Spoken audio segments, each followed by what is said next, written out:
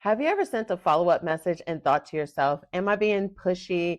Am I being too salesy? Or you think that you have been ghosted? Here's the deal. According to HubSpot, 60% of customers will say no up to 4 times prior to actually saying yes. But here's the thing, only 48% of businesses are actually doing follow-up in their business to secure clients. So today I'm going to share with you tips on how to do follow-up without being a nuisance and helping you with converting more clients. Let's dig into the 4 strategies that will help you stay on top of your client follow-up this year. First, you may be wanting to know, why does follow-up matter?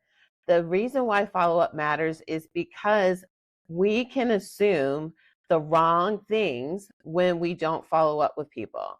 I have had it where someone thinks, oh, I sent them this message, the client must have got it, they're not responding because they're not interested.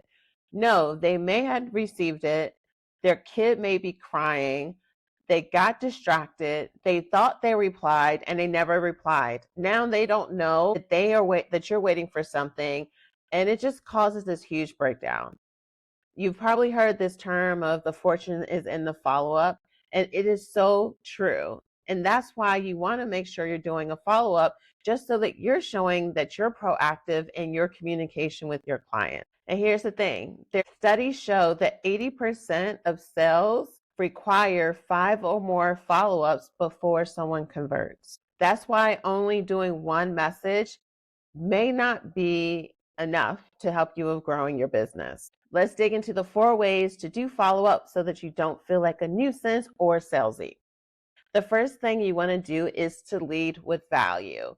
When you're doing follow-ups, you don't want to always just like, are you interested? Are you interested? Are you interested? There is a place and a time for that. However, what is helpful is to have value that you're either sharing. These are some of the tips that you should know when looking for this type of provider. In the past, I have worked with other event industry businesses that decided in their follow-up messages to give people tips on how to select a wedding provider of their specific service, because they wanted to separate themselves from the masses. By adding value, you're not only educating your audience on what you do and what makes you different.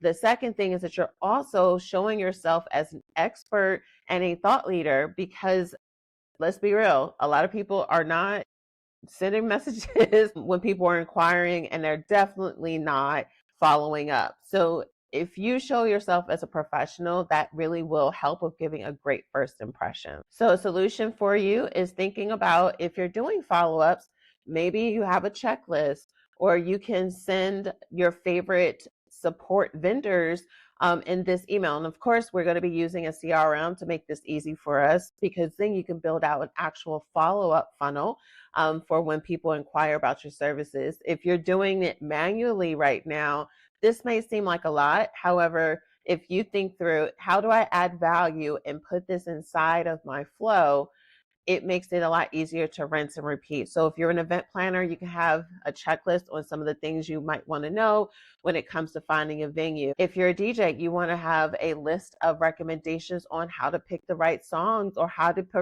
pick the perfect DJ for your special day. Just a few ideas for you. The second way is by switching up the medium.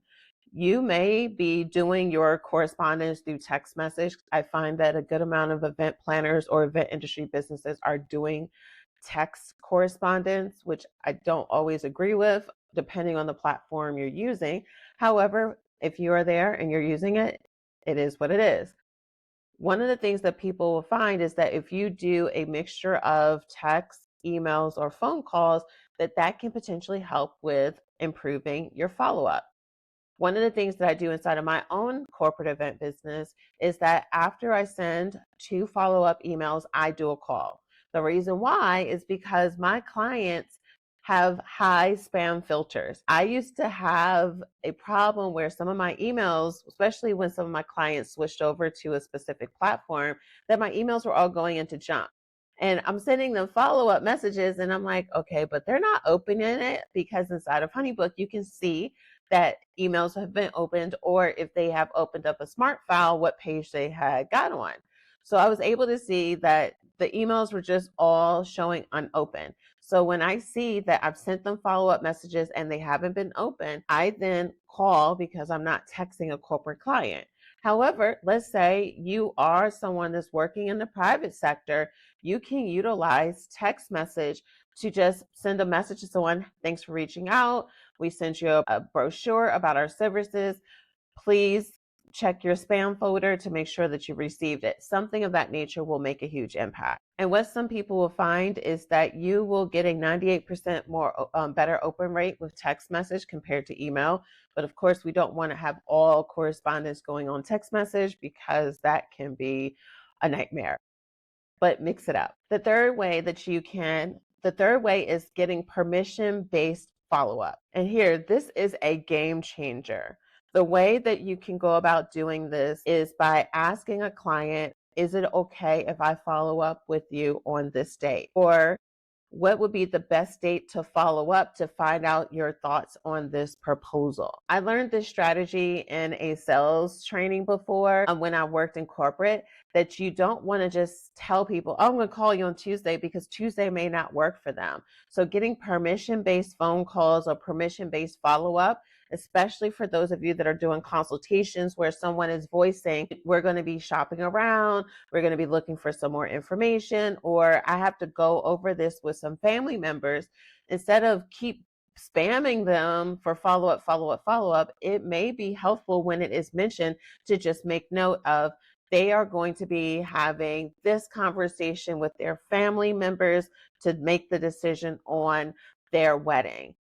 And you make a note to follow up on that time. And that's important. If they tell you that they're wanting you to follow up on Tuesday, we do not follow up with them on Thursday, because then that shows that you weren't listening and they may choose to go with someone else. So you do want to follow up when they say to follow up, and make a note. Before I go into the fourth tip, if you've been enjoying this video, comment below and let me know, what do you do for your current follow-up method inside of your business? I would love to hear from you so that I know what people are doing and how it's working or how it's not working. The fourth tip is to make it about them. Instead of saying, are you still interested? You can flip it to say, I just wanted to see if you've made a decision on your blank. Instead of making it about you, make it about them so that they can tell that you value their business and that you are on top of the client interactions and experiences that you're offering. So a way that you can do this is also try using, I know you're looking for a blank solution. Where are you at in this process? I would love to be able to help you. I would love to help you however I can. This will shift it from your needs to their needs, and that will open up another bridge of communication. And at the core of follow-up is to convert people, but also to show your client that you value them and that you're not desperate. Because here's the thing. Yes, you may need that client, you may need the money, but you want to always showcase yourself at a top of hospitality focus and a great business and a great decision for your client.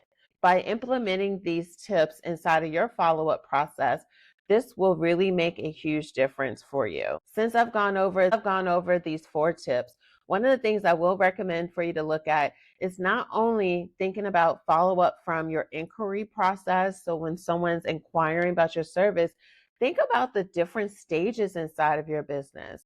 For wedding planners or event venues, sometimes they're sending an onboarding questionnaire where they're getting more details about the specific event and the style and the theme. And what happens is we'll send this person a questionnaire, but we're not following up with them to see if they, 1, have completed it, 2, if they received it, 3, when are they planning on completing it. So what happens is that it falls through the cracks. So what you want to do is really take the time to think about the different stages of your business where you are looking for a reaction from a client that is going to help their process to move forward. And you want to always be the person in the interaction leading the communication. You don't want it to be that your client is making everything move. You want it to be that you're guiding them along this great interaction with your amazing company. I hope that this video has been helpful for you, and I look forward to hearing back from you. What are you doing inside of your business to help with your follow-up? Talk to you later. Peace.